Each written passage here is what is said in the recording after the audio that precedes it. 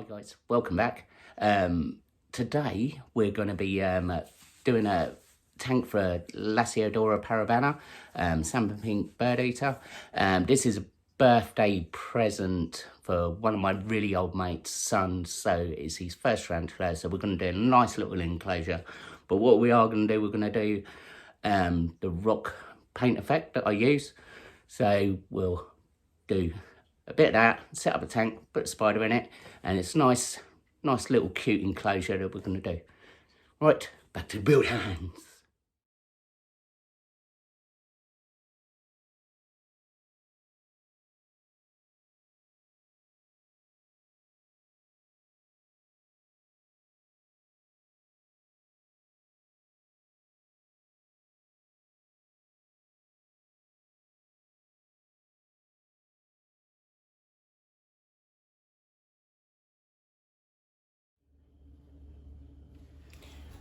Right guys, we're going to do a paint effect on this one. What I've done, obviously you've just seen the photos from just before, but it's the polystyrene, and I've coated it with grout. I've also done sand on there, so it gives it sort of a more of a coat texture all over. So what we're going to do now is going to mix up some grey.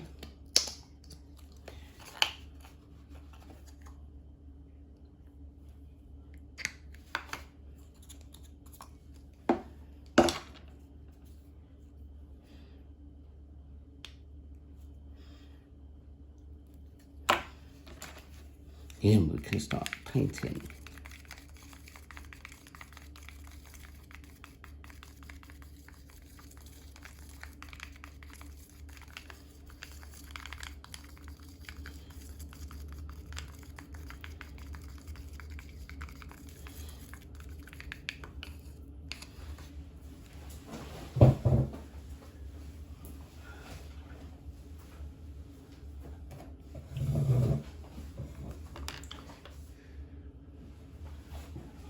Right guys, now we're going to start the paint effect. I've mixed up some grey acrylic paint, got a little bit of glass here, and these are what I use here. These are like sponge brushes. Yeah, so what you want to do, you want almost a dry brush, and then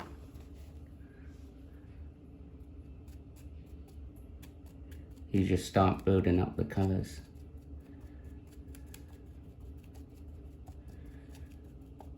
Now it takes a while because obviously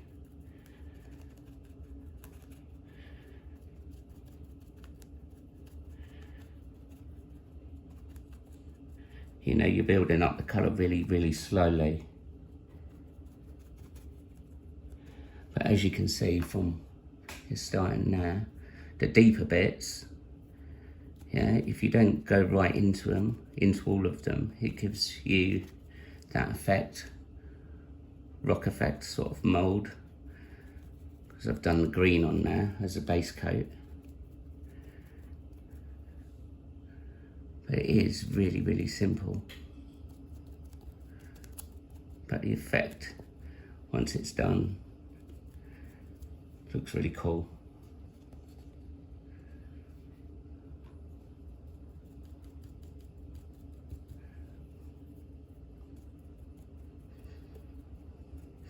As I said, you can't really go wrong with this technique. Yeah, because at the end of the day, if you've done too much grey or thingy, you could just spray another base coat over it and start again. It's not like it's going to be like trashed.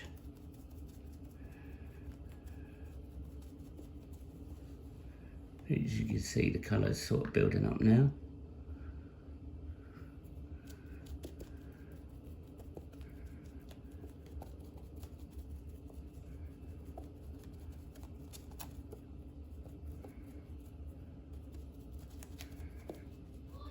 And it's amazing what sort of difference it does make, but once it starts drying, you have to excuse me today, I've got a bit of a pop-off going on.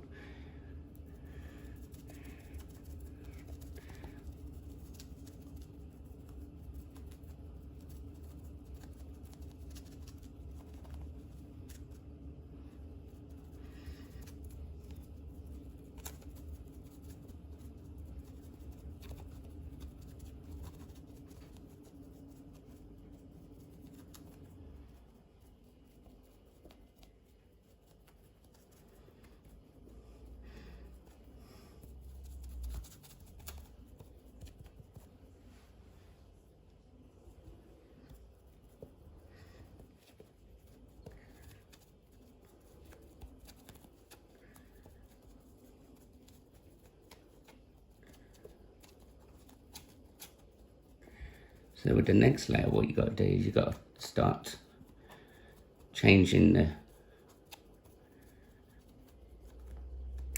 the colour of the paint, make it lighter or darker, depending on what sort of finished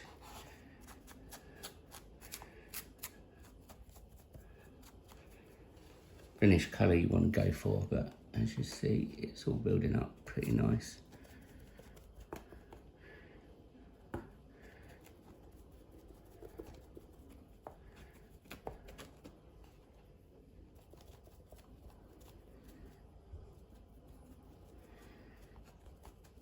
Right, we'll leave it a bit. Also what I've done is I made these two little smaller rocks. So these, just in the same way.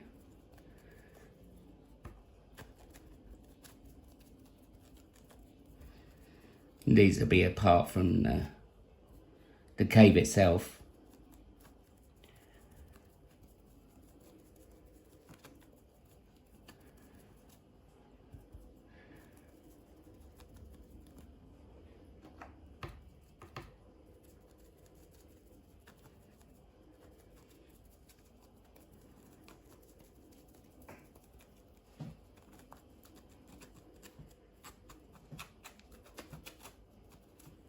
But they were also done, but these are just bits of wood.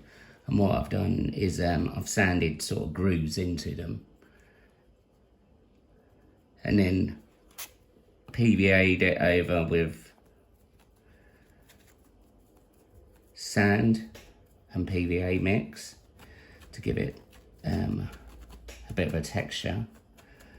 So it's a bit of an experiment, but I think the way it's going, it's going to look out quite cool.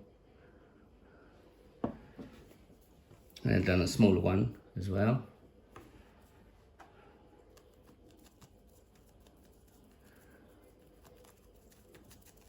As I said, it's quick, easy technique to do.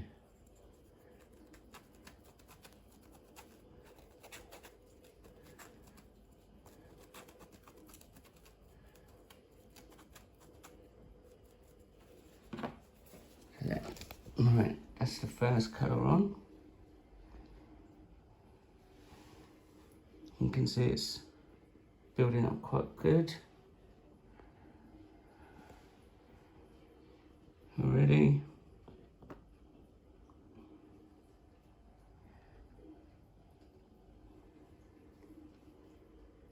Right.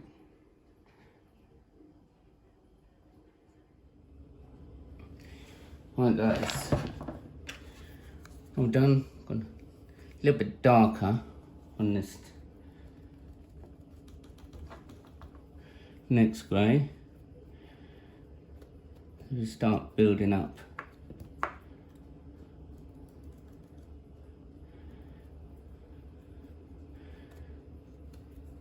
the texture even more.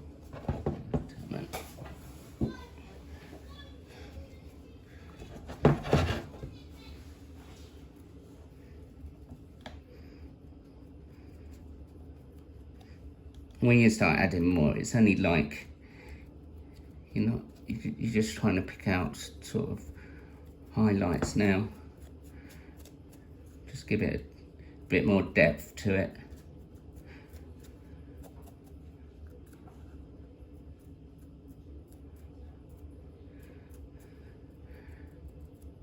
You know, otherwise it just looks like you've just done one colour.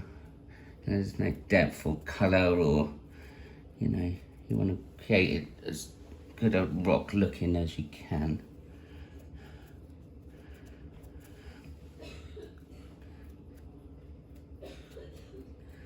For these brushes you get here,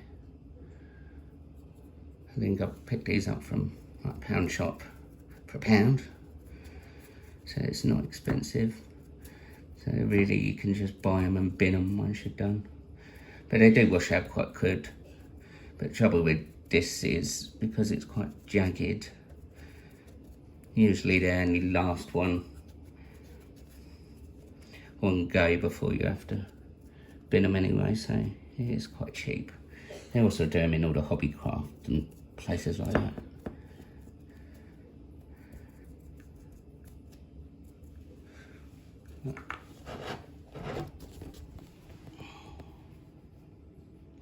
As you can see, the deeper bits that I've not gone in are quite effective now.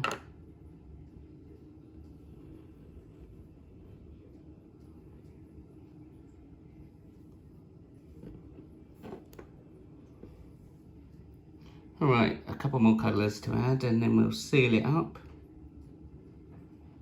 and then add it to the tank. Right, now it's all sealed. What I found this bit of wood, and funny enough, if you just move it down a bit, that actually fits into that bit there. So I was thinking maybe we'll glue that bit in. There's that bit there. But we've just sealed it with G4 pond sealer. So it's all fully sealed.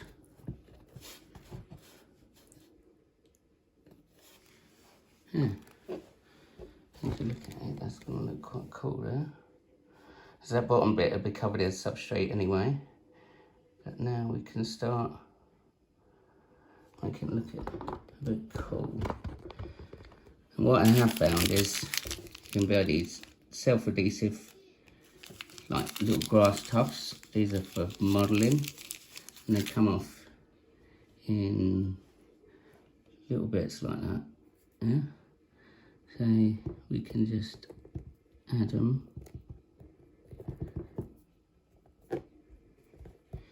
here and there.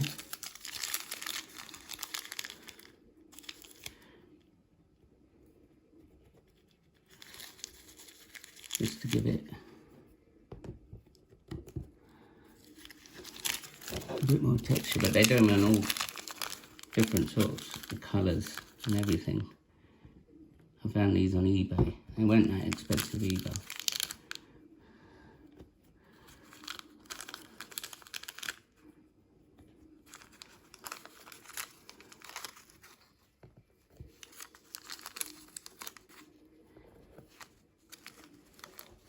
I think once they're on, gives that nice little effect.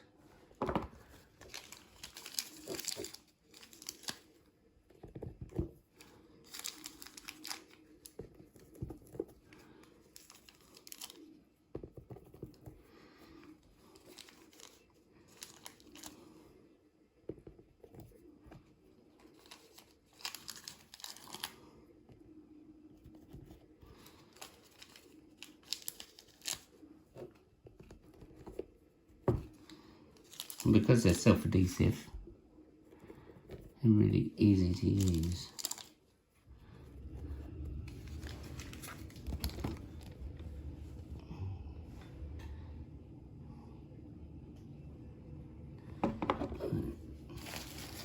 And you can get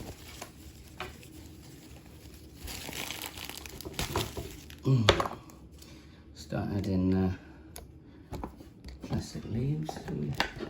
Dip this up here. That'd be better. Now I'm going into bio thing for the Evil Dead tanks soon, but with these, so you're not sort of restricted by plant growth or whatever. And this is going to a young lad called George for his birthday. He's a very old friend of mine's son.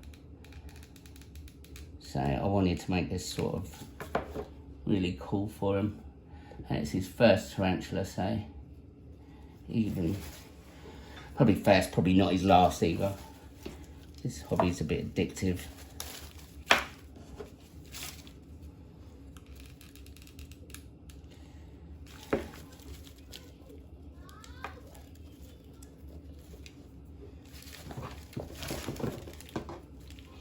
But just by adding a couple of simple little bits, you can build it up. But what I've done, if you buy all your fake plants and stuff, you can get them off eBay, and they're like really, really cheap. It's when you go looking for like the reptile stuff, that's when it gets really expensive. I think I paid for like a massive bunch like that was about £2. And because I cut it all up, I mean, you could overuse it in one like massive lump like that, or you can do like I do and cut it up. But I go for the sort of fabric leaves. They have a better look towards them.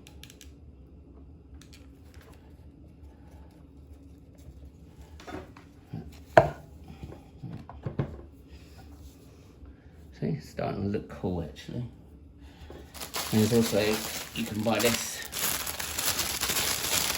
green moss. And this stuff comes in a variety of different colours and stuff, but that's also easy to just add the little touching pieces here and there.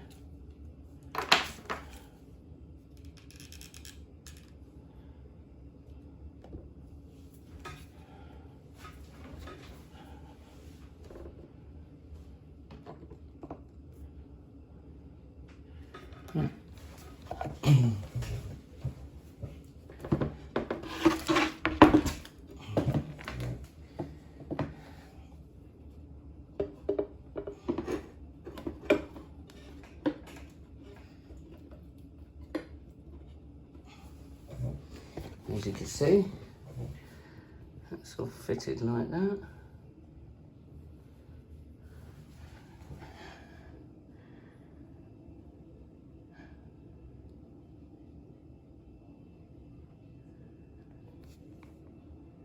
Right, let's add some substrate.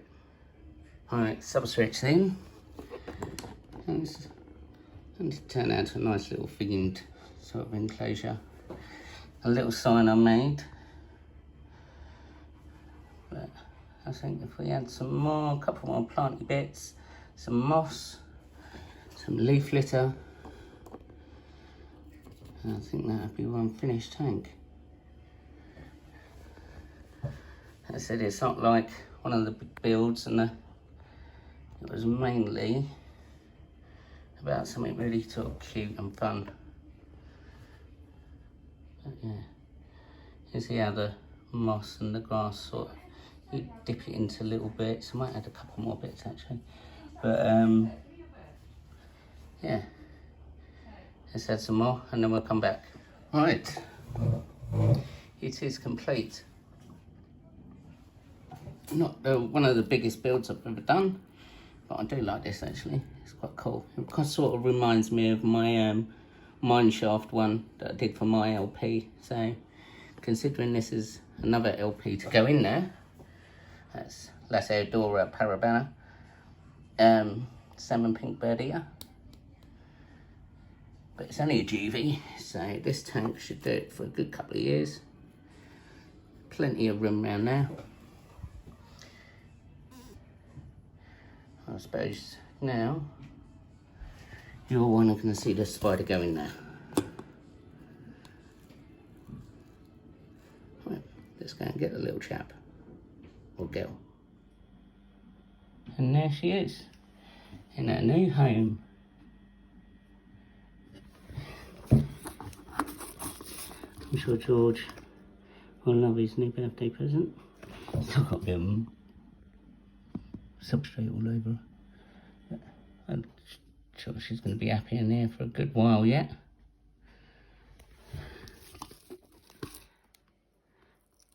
Right guys, that's it. One juvenile cave hide enclosure for a salmon pink bird eater completed. Let's hope George has a very good birthday and he enjoys his new present. Cheers guys. Thanks for watching guys. Hope you enjoyed that one. The next one I'm going to be doing, I've got a PR Mini that needs an upgrade, so we'll be doing one on that, plus updates. I'm doing another Evil Dead one, which is going to be a bio one, so I'm going to fit another. It's going to take a couple of videos on that one because it's quite a big build. But yes, thanks for watching. Like, subscribe. I'll see you soon.